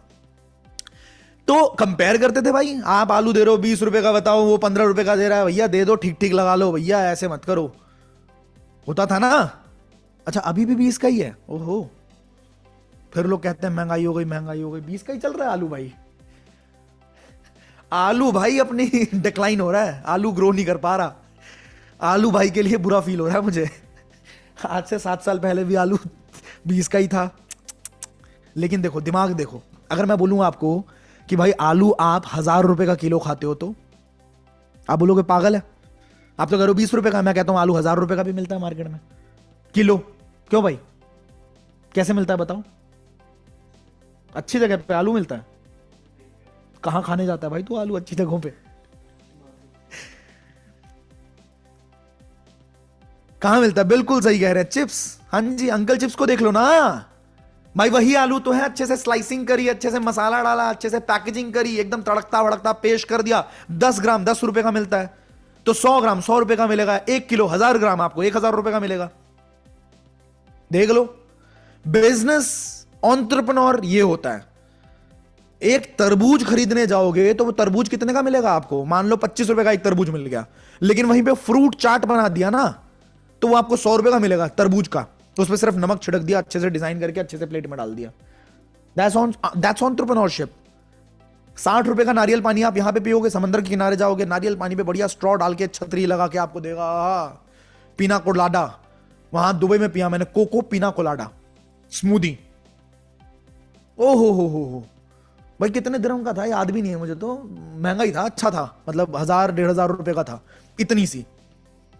तो दिट्स इट्स ऑल अबाउट, पहला हमने क्या किया, प्राइस ड्रिवन, कॉमोडिटाइज्ड, जिसके अंदर भाई प्राइस कंपैरिजन होगा, डिस्काउंट का प्रेशर रहेगा, मतलब रेस लगी रहेगी कि मैं सबसे सस्ता, नहीं नहीं मैं सबसे सस्ता, नहीं नहीं मैं सबसे सस्ता, नहीं नहीं। भाई हमारे इंडस्ट्री के अंदर कितने सारे ऐसे लोग आए जिन्होंने 99% दे देंगे जी, कमीशन दे देंगे। कुछ तो ऐसे 100% वाले भी हैं, ठीक है, 98% कमीशन दे देंगे, 95% कमीशन दे देंगे, 3-3 लेवल तक देंगे। कहां है वो, कहां रह गए, क्या हुआ? दो ना। मैं तो 5 साल पहले से भी यही चीज कह रहा था कि भैया प्राइस ड्रिवन गेम में जाना ही नहीं है, वैल्यू ड्रिवन गेम में आना है हमें। रेस लगी रहती है, हम नीचे हम नीचे, नहीं हम सबसे सस्ते, हम सबसे सस्ते। बिजनेस सस्टेन नहीं होता ऐसे, बिजनेस बचेगा ही नहीं, खलास हो जाएगा, खत्म हो जाएगा, समझे? और कस्टमर भी इससे बड़ा बड़ा ही वाहियात कस्टमर अट्रैक्ट होता है भाई। जितना सस्ता करोगे ना, उतना दिमाग खराब करने वाला कस्टमर आएगा, याद रखना।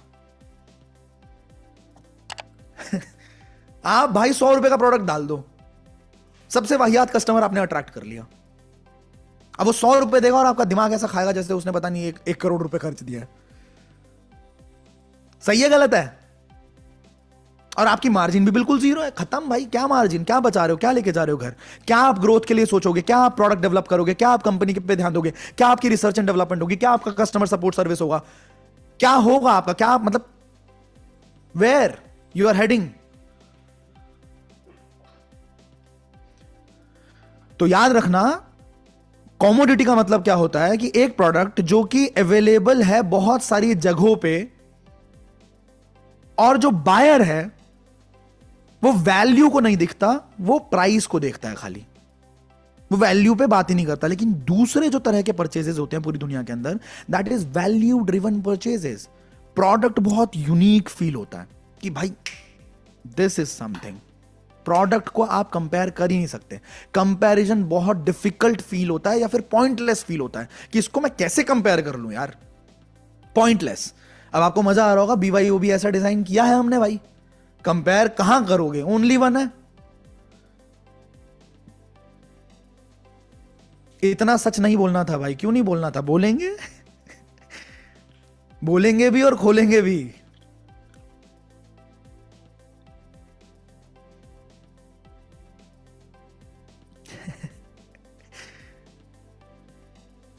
If you know you know. भाई मुझसे ज्यादा खतरनाक तो तुम लोग हो। कस्टमर जो है वो कंपैरिजन नहीं कर पाता, कस्टमर हमेशा फोकस करता है आउटकम के ऊपर, सर्टेनिटी के ऊपर, ट्रस्ट के ऊपर। उसको हमेशा जो डिसीजन है ना, वो चीप कौन सा है उस पर नहीं जाता। वो जो डिसीजन लेगा वो ये नहीं देखेगा कि ये चीप है या ये चीप है, ये सस्ता है ये सस्ता है। वो देखेगा कि ये मेरे लिए अच्छा लग रहा है, this feels right for me. ये नहीं देखेगा कि ना ना ये सस्ता है, ना उसको ये मेरे लिए सही है। और इस गेम में क्या क्या चीजें मिल जाती हैं पता है? आप प्रीमियम प्राइसिंग अलाउ करता है, प्रीमियम प्राइसिंग आप रख सकते हो बहुत प्यार से, क्योंकि कंपैरिजन पॉइंट ही नहीं है, समझ गए? आप हायर मार्जिन भी रख सकते हो, ज्यादा पैसा कमा सकते हो, आपको बेहतरीन क्लाइंट्स मिलते हैं। जब किसी का ज्यादा पैसा इन्वॉल्व होता है ना, तो वो क्लाइंट भी बहुत ज्यादा सीरियस होता है भाई चीजों को करने के लिए, तो आपको अच्छे क्लाइंट मिलते हैं और आपका स्ट्रेस भी बहुत कम होता है भाई, बहुत ज्यादा कम होता है।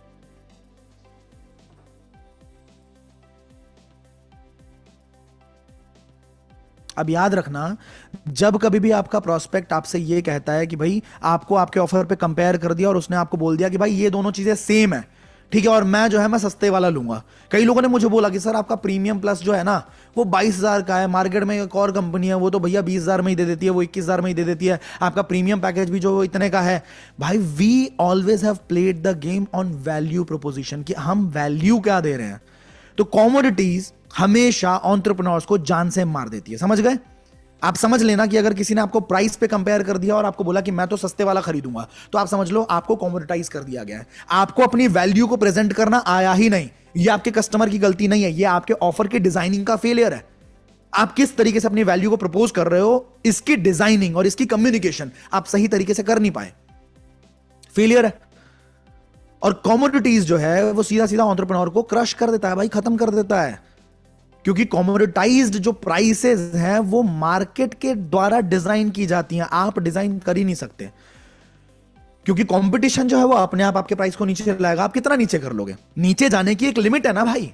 कोई 9,000 का है, आप 9,000 में बेच रहे हो, वो 4,000 में ले आएगा। आप बोलोगे चलो चलो चलो नीचे आ जाते हैं, वो 3 में ले आएगा। आप कहोगे चलो चलो नीचे आ जाते हैं, कोई आएगा मार्केट में 500 का ले आएगा। अब चलो चलो चलो नीचे आ जाते हैं, 500 का भी प्रोडक्ट निकाल देंगे, कोई 100 रुपए का ले आएगा। भाई 0 पे थोड़ी लाओगे, नीचे आने की लिमिट है ना, लेकिन ऊपर जाने की कोई सीलिंग नहीं है। ऊपर जाने की कोई सीलिंग है ही नहीं। तो आप याद रखो, आपका गोल कभी भी ये नहीं होना चाहिए कि मैं किस तरीके से कॉम्पिटिटिवली प्राइस करूं, सही कर लूं इस प्राइस स्ट्रक्चर को। ना ना ना ना ना, आपको ये गोल रखना है कि मैं कंपैरिजन को कैसे इररिलेवेंट कर दूं, मेरे से कोई कंपेयर ना कर पाए। मैं ऐसा क्या ऑफर डिजाइन कर दूं कस्टमर के लिए कि भाई कंपैरिजन हो ही नहीं सकता। उसका दिमाग बोल देगा तू पागल है क्या, कैसे कंपेयर करेगा भाई। जब कंपैरिजन डिसअपियर होगा, जब कंपैरिजन गायब होगा, तो प्राइस का जो प्रेशर है, पैसे का जो प्रेशर है, वो अपने आप गायब हो जाता है। और आप सीधा सीधा इस पूरी दौड़ भाग को, इस पूरे रेस को, गधा दौड़ को एग्जिट कर लेते हो स्मार्ट एंटरप्रेन्योर की तरह। कितने लोगों को एग्जिट करना है भाई? कोई कह रहा है तीनों एक बार बता दीजिए प्लीज, मैसेज देखो। भाई मेरी बात सुनो, मैं अगर वापस से चीजें बताता रहूंगा ना तो ये वेबिनार आज 12 बज जाएंगे, 13 बज जाएंगे, 14 भी बज सकते हैं और कंप्लीट ही नहीं होगा। तो मैं जो बता चुका वो मैं बता चुका। मैं हर एक स्टेप पे आपसे पूछता हुआ चल रहा हूं, समझ में आ गया, समझ में आ गया, समझ में आ गया। अब आपको नहीं समझ में आया है या रिपीट सुनना है तो आप यूट्यूब पे जो रिकॉर्डिंग होगी उसको वापस से सुन लीजिएगा। एक बार देख लें जरा यूट्यूब पे हमारे कितने लोग देख रहे हैं हमें अभी।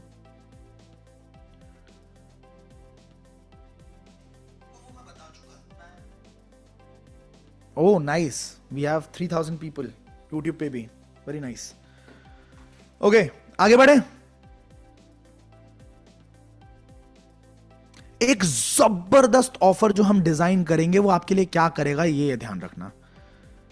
वो सिर्फ एक अच्छी डील नहीं होगी, वो सिर्फ एक अच्छा डिस्काउंट नहीं होगा, उसके बहुत सारे फीचर्स और भी होने वाले हैं जो कंपैरिजन को बिल्कुल इम्पॉसिबल कर दे। उसका असली काम ये होगा कि कंपैरिजन बिल्कुल इम्पॉसिबल हो गया, और जैसे कंपैरिजन इम्पॉसिबल हुआ ऑब्वियसली बात है आपका प्राइस जो है वो, उसका प्राइस का जो प्रेशर है, कम करो कम करो कम करो, सर सस्ता दे दो, सर डिस्काउंट दे दो, उसका प्रेशर डिसअपियर हो जाएगा।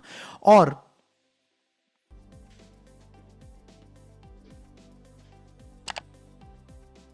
जो ये ऑफर डिजाइनिंग है ना, इसको बोलते हैं वैक्यूम में सेल कर देना। जहां पे कुछ भी नहीं है वहां पे सेल कर देना, वैक्यूम के अंदर सेल करना। इसका मतलब क्या हुआ कि भाई कंपैरिजन बिल्कुल खत्म है। कस्टमर कभी भी 10 टैब नहीं खोलेगा कि यहां के ये स्पेसिफिकेशन देख लूं, यहां का ये कर लूं, मैं किसी दोस्त से पूछ लूं ये सस्ता है ये महंगा है। वो सिर्फ और सिर्फ आपसे एक सवाल पूछेगा कि भाई क्या ये मेरी प्रॉब्लम को सॉल्व कर देगा हर उस चीज से बेहतर तरीके से जो भी मैंने अभी तक देखा है मार्केट में, जो भी मैंने अभी तक किया हुआ है, क्या उन सारी चीजों से बेहतर तरीके से ये मेरी प्रॉब्लम सॉल्व कर सकता है। और अगर ये चीज आपका ऑफर कर गया तो मतलब आप एकदम ऐसे स्पेस में सेल कर रहे हो जहां कोई है ही नहीं, जहां कुछ है ही नहीं, वैक्यूम है बिल्कुल। सर ऑफर डिजाइन कैसे करेंगे ये कब बताइएगा? बिल्कुल बताएंगे, वक्त के साथ साथ एक एक स्टेप लेते हुए बताएंगे। सीधा ऑफर डिजाइन करना बता दिया, फायदा ही नहीं है ना। किस बेसिस पे डिजाइन करोगे? जैसे मैंने अभी आपको बताया कि भैया एलटीवी क्या होती है, लाइफ टाइम वैल्यू क्या होता है, हम किस तरीके से लॉन्ग टर्म सोच सकते हैं, ग्रॉस प्रॉफिट क्या होता है हमारा। ये सारी चीजें जब तक समझोगे नहीं तब तक आप, अगर आपको ऐसा चाहिए ना बना बनाया दे दो सर, तो भैया सच बता रहा हूं बिजनेस आपके लिए नहीं बनाया है। फिर बड़ा बिजनेस कभी नहीं कर पाओगे, ठीक है, आराम आराम से समझो, एक एक चीज समझो। लंबा चलना है इस BYOB गेम के अंदर, हमें एक एंटरप्रेन्योरियल माइंडसेट के साथ चलना है हमें, तो इसीलिए शुरुआत में ही बहुत सारी ट्रेनिंग्स की जा रही हैं यहां, समझ गए?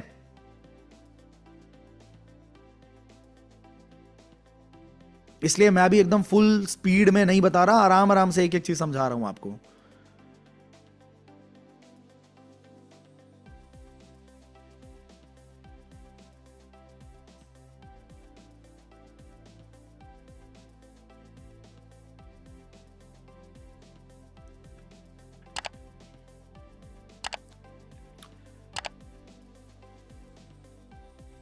आप ये समझो ऑफर किस तरीके से डिजाइन होता है। थोड़ा हल्का सा आइडिया देता हूं मैं आपको कि ऑफर अगर आपने अच्छे तरीके से डिजाइन कर लिया तो क्या होगा। लेट्स सपोज आप एक एजेंसी चलाते हो। अब एजेंसी जब आप चलाते हो, फॉर एग्जांपल डिजिटल मार्केटिंग की एजेंसी चलाते हो आप, तो जब आप एजेंसी चलाते हो, आप लीड्स डिस्ट्रीब्यूट करते हो, आप लोगों को लीड जनरेट करके देते हो, उनका बिजनेस बढ़ाने में काम करते हो। तो भाई सामने वाले का लेट्स सपोज कोई बिजनेस है, वो आपके पास आया, आपने बोला कि जी मेरा जो मंथली सर्विस है, मंथली रिटेनर है, आपको देना पड़ेगा 40,000 रुपए है वो, और बाकी हम आपके एड स्पेंड के ऊपर, जो भी आप एड स्पेंड करोगे, 1 लाख से ज्यादा करोगे तो हम 10% उसके ऊपर भी चार्ज करेंगे। अब वो बंदा ऑब्वियसली कंपेयर करेगा, क्योंकि आप कॉमोडिटाइज हो गए। आप 40,000 ले रहे हो रिटेनर, कोई और 50,000 ले रहा होगा, कोई 30,000 ले रहा होगा, कोई 20,000 ही ले रहा होगा, और सबकी सर्विसेज सेम है। कोई भी इंसान ये नहीं कह रहा कि मैं गारंटी देता हूं या कुछ भी ऐसा कि भाई ये हो जाएगा, कंफर्म है, ठीक है, मैं आपके साथ हाथ में हाथ डाल के काम करने वाला हूं, ऐसा कोई नहीं कह रहा। बट अगर इसी इंडस्ट्री में कोई इंसान ऐसा ऑफर डिजाइन कर दे कि भाई साहब आपको इतना पैसा देना है, वन टाइम देना है, उसके बाद हम सिर्फ और सिर्फ रिजल्ट पे बात करेंगे, रिजल्ट आया तो ठीक है, नहीं तो 2 महीने के बाद, तीसरा महीना मैं आपके लिए फ्री में काम करके दूंगा, या फिर 2 महीने के बाद मैं आपका पूरा पैसा वापस कर दूंगा, या 80% आपको रिफंड मिल जाएगा। कुछ इस तरह का अगर डिजाइन करे सामने वाला इंसान, आपकी एड्स पूरी क्रिएट करके मैं दूंगा, आपका पूरा सेल्स स्क्रिप्ट बना के, जो भी लीड मैं जनरेट करूंगा, उसके बाद आप उन लीड पे काम कैसे करोगे, अपने सेल्समैन को ट्रेन करने की जिम्मेदारी मेरी है, क्योंकि मुझे पता है एड कैसे चलानी है, मुझे पता है कस्टमर किस माइंडसेट से आएगा, तो मैं सेल्स की पूरी पूरी स्क्रिप्ट भी देने वाला हूं और आपकी टीम को ट्रेन भी करने वाला हूं। अगर इस तरह का कोई ऑफर डिजाइन कर दिया जाए जिससे सामने वाले के लिए कंपैरिजन इररिलेवेंट हो जाए, कंपेयर कैसे करूं मैं इसको, कोई भी मार्केट में ऐसा कुछ दे ही नहीं रहा, तो समझ गए, आपने गेम बदल दिया भाई, आपने उस कॉमोडिटाइज्ड सेक्टर से अपने आप को उठाया और आप सीधे वैल्यू ड्रिवन सेक्टर में चले गए। सेम हमने यहां पे किया ना BYOB के अंदर। भाई प्रिंट ऑन डिमांड का बिजनेस कोई कहीं से भी कर ले, कोई मशीन खुद मंगा ले, मशीन मंगा लेगा, उसको कोर्स तो नहीं मिलेगा, कोर्स मिल जाएगा भाई यूट्यूब से देख लेगा वो इंसान, यूट्यूब से कभी भी स्ट्रक्चर्ड फॉर्मेट में नहीं होता, चलो ठीक है वो 10 जगह जाके कर भी लेगा, उसके बाद भी उसको प्रॉब्लम है, उसको शॉपिफाई कैसे वो बनाएगा, पेमेंट गेटवे कैसे लेके आएगा, मेटा एड्स अलग सीखना पड़ेगा कहीं जाके, उसके लिए भी पैसा देगा, इन्फ्लुएंसर मार्केटिंग अलग सीखना पड़ेगा, किसी गधे से सीखेगा उससे अच्छा है किसी ऐसे बंदे से सीख ले जिस बंदे ने सच में बहुत सारे पेजेस ग्रो कर दिए हैं, कहीं ना कहीं जाके पैसा तो देगा ही, और उसके बाद उसको हम एक बहुत जबरदस्त पूरा इकोसिस्टम भी दे रहे हैं, कस्टमर कैसे लेके आएगा, सेल्स भी सिखा रहे हैं, स्केल करना भी सिखा रहे हैं।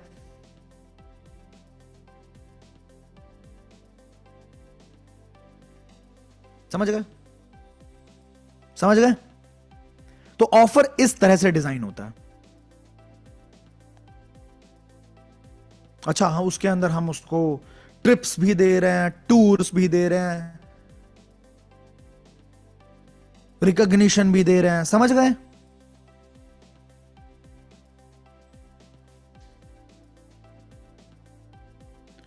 फाइन, अगर समझ गए तो थोड़ा सा और करें आगे इस सेशन को कंटिन्यू, या कल कंटिन्यू करें? अगर आपको मजा आ रहा है तो थोड़ा सा और कंटिन्यू करेंगे, एक सेक्शन और कंटिन्यू करना चाहता हूं मैं।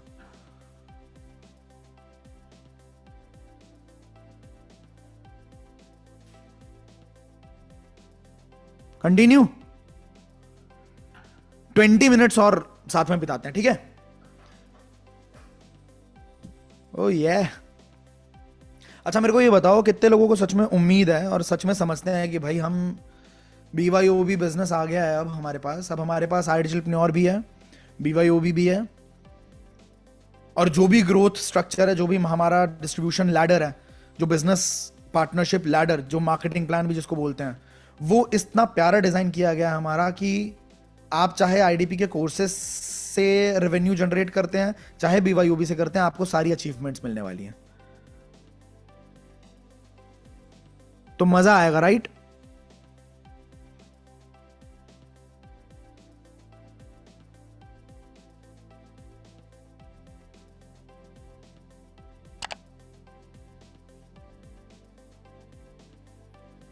एक चीज और क्लियरली समझते हैं, ऑफर क्यों जरूरी होता है, और ज्यादा क्लियरली समझो आप इस चीज को। देखो होता क्या है, एक मार्केटर ने एक बार अपनी क्लासरूम के अंदर एक चीज पूछी। ये बात मैंने पिछले वेबिनार में भी बताया था। एक मार्केटर था, उसने अपने क्लासरूम के अंदर एक बात पूछी कि अगर आपको एक एडवांटेज चाहिए अपने कॉम्पिटिटर से ज्यादा अच्छा, आप एक बर्गर का स्टैंड लगाते हो लेकिन आपको अपने कॉम्पिटिटर से एक एडवांटेज चाहिए, तो आप क्या चूज करोगे?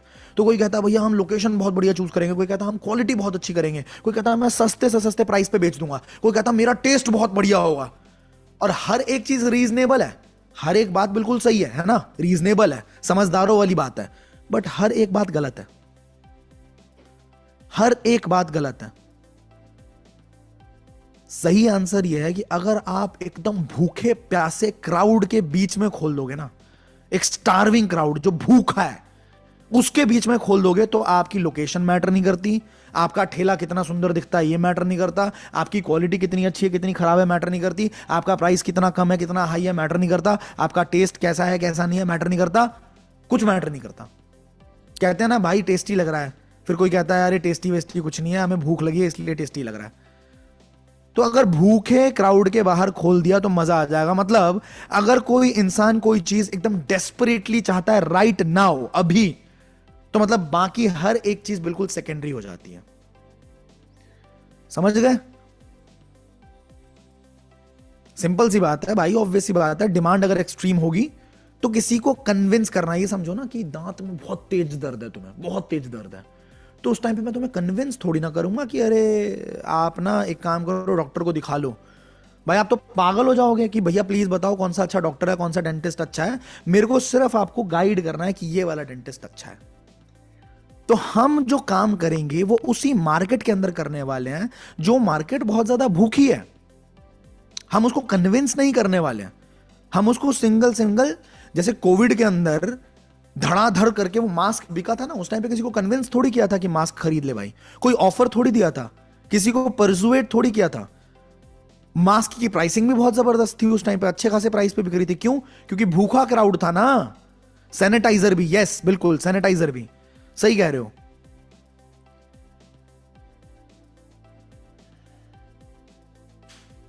तो आप आज एक बात समझ चुके हो भाइयों, और आपसे जिस भी फाउंडर की बात हो, कभी भी एंटरप्रेन्योर की बात हो, तो उसको समझा भी सकते हो कि भाई तुम्हारी दिक्कत यही है कि तुम स्ट्रगल जो कर रहे हो सेल्स के अंदर, तुम्हारी दिक्कत यही है। हो सकता है तुम्हारे एड्स बहुत अच्छे हो सकता है तुम्हारी सेल्स स्किल बहुत अच्छी हो, कई बार हो सकता है तुम्हारा ऑफर भी अच्छा हो, बट तुम्हारा जो मार्केट है वो हंग्री नहीं है।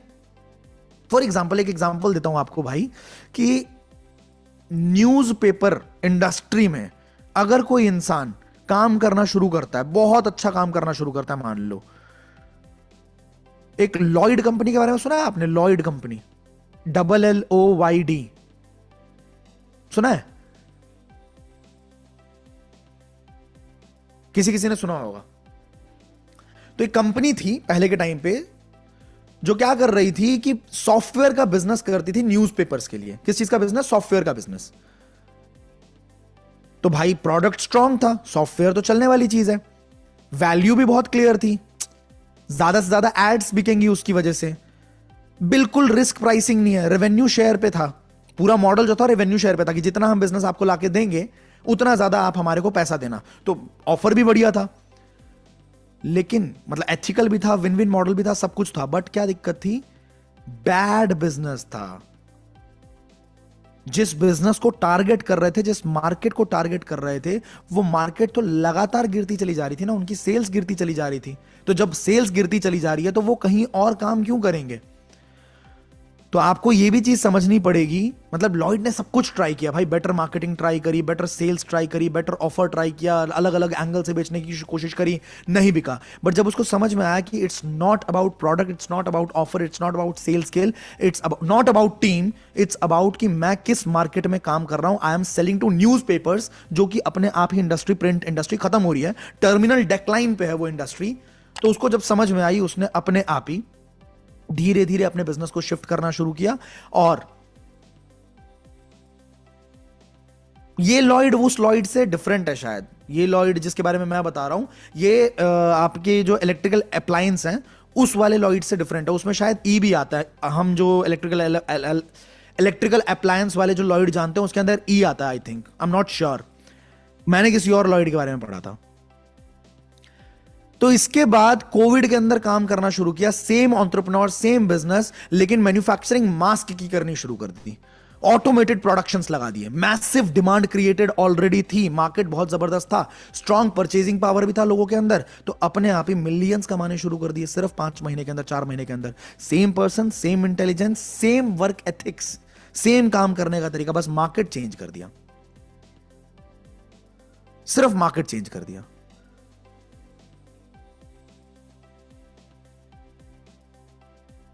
तो अब हमें एक चीज और समझनी है कि जो मार्केट के अंदर हमने अभी लॉन्च किया है, क्या वो मार्केट ग्रोइंग है? आप बताओ। जिस मार्केट में हमने अभी चीजें लॉन्च करी, क्योंकि एंटरप्रेन्योर ना बहुत ज्यादा ट्रेंड होता है भाई, एंटरप्रेन्योर को क्विट करना पसंद नहीं है। हमें आदत है नहीं नहीं काम हो जाएगा, बिल्कुल मोटिवेटेड होते हैं कि और कोशिश करेंगे और मेहनत करेंगे और घिसेंगे खुद को, ठीक है, हम इम्पॉसिबल से इम्पॉसिबल प्रॉब्लम को सॉल्व कर देंगे। बट सच्चाई कभी भी, रियलिटी जो लाइफ है, वो कभी भी परसिस्टेंस को रिवॉर्ड नहीं करती अगर वो गलत डायरेक्शन में किया जा रहा है। मैं किसी भी डायरेक्शन में काम कर रहा हूं, लेकिन मैं कह रहा हूं नहीं मैं लगा रहूंगा।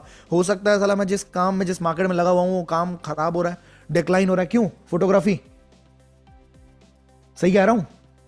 फोटोग्राफी का बिजनेस अगर डिक्लाइन हो रहा है और उस बिजनेस में मैं लगा रहा हूं, मेरी ग्रोथ होगी?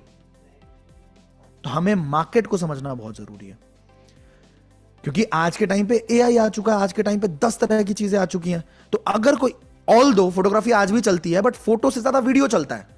तो अगर कोई इंसान जो फोटोग्राफर है वो वीडियो के अंदर भी ना घुसे, तो उसकी ग्रोथ कभी नहीं हो सकती, वो नीचे गिरता चला जाएगा।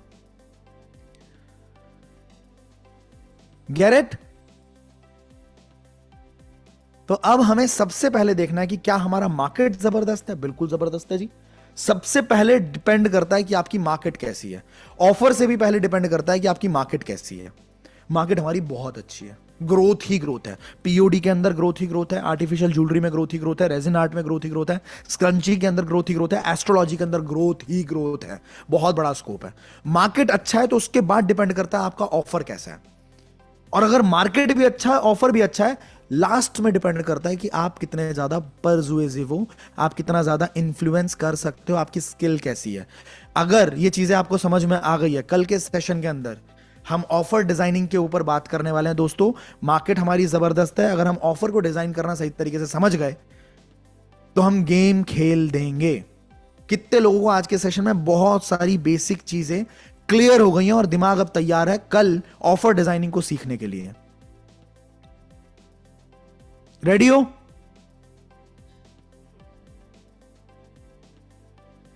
मजा कितने लोगों को आया आज के सेशन में?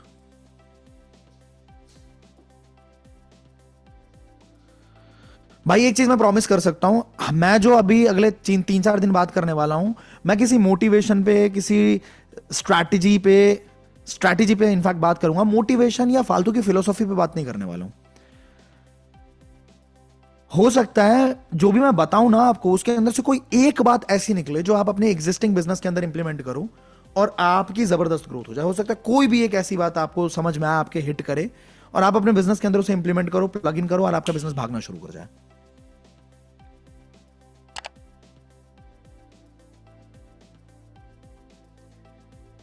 सस्ता बेचना है, महंगा बेचना है?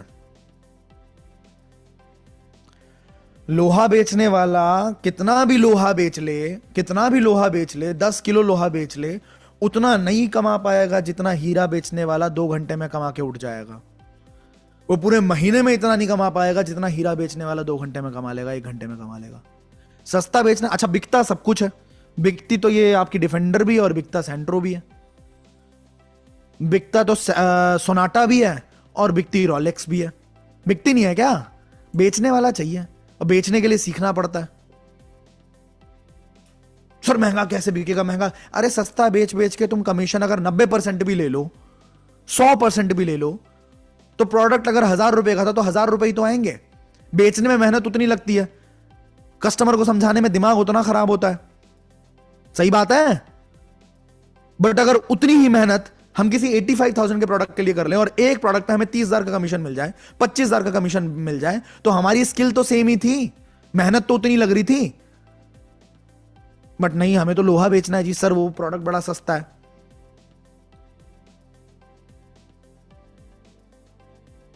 यस, वैल्यू क्रिएट करो, क्रिएट वैल्यू। चलो कल मिलते हैं ठीक 9:30 बजे, ठीक 9:30 बजे तुम्हारे लिए एक सीट। ये मीम कितने लोगों ने देखा है? कल सुबह 9:30 बजे।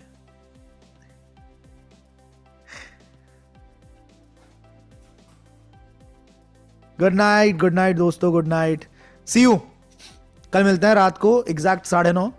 एंड कल हम सीखने वाले हैं ऑफर डिजाइन कैसे किया जाता है और उसको स्केल कैसे किया जाता है। ऑलराइट, गुड नाइट दोस्तों।